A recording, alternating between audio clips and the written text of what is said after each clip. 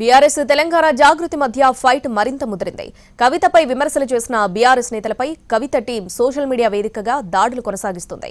అదే సమయంలో బీఆర్ఎస్ నుంచి కూడా ఆయా నేతల అనుచరులు ధీటుగా కౌంటర్ ఇస్తున్నారు.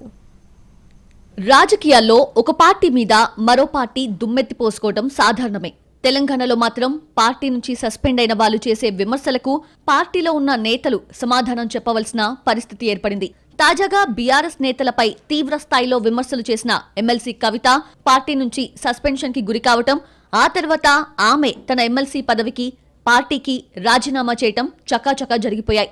కవిత రాజీనామా చేసిన సమయంలో పెట్టిన మీడియా సమావేశంలో ఆమె అప్పటి వరకు బీఆర్ఎస్ పై ఓ రేంజ్ లో విమర్శలు చేశారు. పార్టీ నేతలపై తీవ్ర అవినీతి ఆరోపణలు చేశారు. తండ్రి కేసీఆర్, అన్న కేటీఆర్ మినహా అందరిపైన ఆరోపణలు గుప్పించారు. తనకు అన్ని విషయాలు తెలుసు, భవిష్యత్తులో సిరీస్ లా ప్రూఫ్స్ తో సహా బయటపెడతానంటూ హింట్ ఇచ్చారు. కవిత విమర్శలతో ఆమె ఫాలోవర్స్ మరింత రెచ్చిపోతున్నారు. కవిత ఎవరెవరినైతే టార్గెట్ చేసిందో వాళ్ళందరిపై సోషల్ మీడియాలో ఓ రేంజ్ లో విరుచుకుపడుతున్నారు. హరీష్ రావుని సోషల్ మీడియాలో ఆడుకుంటున్నారు తెలంగాణ జాగృతి కార్యకర్తలు, కవిత ఫాలోవర్స్.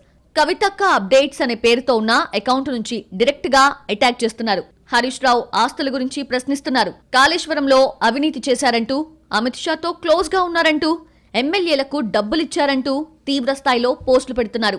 మాజీ రాజ్యసభ సభ్యుడు సంతోష్ రావుని కూడా టార్గెట్ చేస్తూ పోస్టులు పెడుతున్నారు. సంతోష్ రావును ఉద్దేశించి కవిత మీడియా సమావేశంలో మాట్లాడిన మాటలను పోస్టుల రూపంలో పెడుతున్నారు. ప్రధానంగా నేరెలలో జరిగిన ఘటనకు సంబంధించి అక్కడ సంతోష్ రావు కుటుంబం ఇసుక దందా చేస్తున్నారని కవిత ఆరోపించారు. కవిత ఆరోపణలు చేసిన మిగతా నాయకుల్ని కూడా వదిలిపెట్టడం లేదు జాగృతి సోషల్ మీడియా. కవిత అనుచరులు పెట్టే పోస్టులకు హరీష్ రావు, సంతోష్ రావుల అనుచరులు కూడా తీవ్ర స్థాయిలో సమాధానమిస్తున్నారు.